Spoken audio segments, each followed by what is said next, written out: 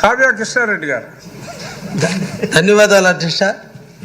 ఇది రాష్ట్ర వ్యాప్తంగా ఉన్నటువంటి హౌసింగ్ సమస్య.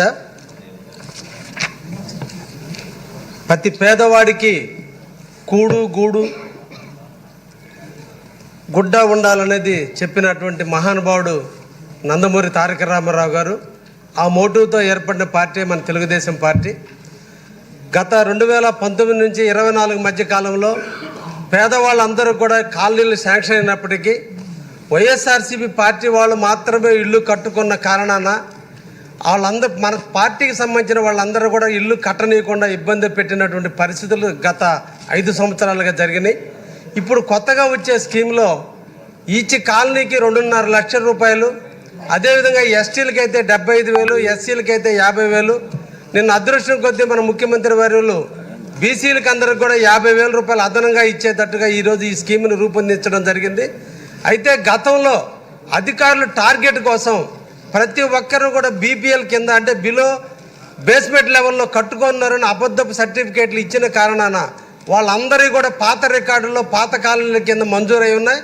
వాటిని కొత్త కాలనీ లిస్టులోకి ట్రాన్స్ఫర్ చేయగలిగితే ఈరోజు ప్రతి పేదవాడు ఇల్లు కట్టుకోవడానికి అవకాశం ఉంటుంది.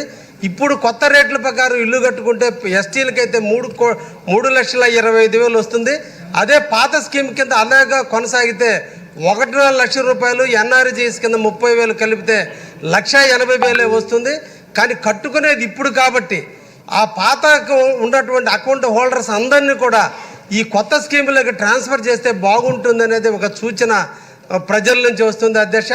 ప్రజల్లో ఈరోజు కొత్తగా సచివాలయంలో ఎన్రోల్మెంట్కి పోయినప్పుడు ఆల్రెడీ మీకు కాలనీ శాంక్షన్ అయ్యింది, బీబీఎల్ కింద ఉంది, నాన్ స్టాండర్డ్ కింద కాబట్టి కొత్త కాలనీకి మీరు రిజిస్టర్ చేసుకోవడానికి లేదన్నారు.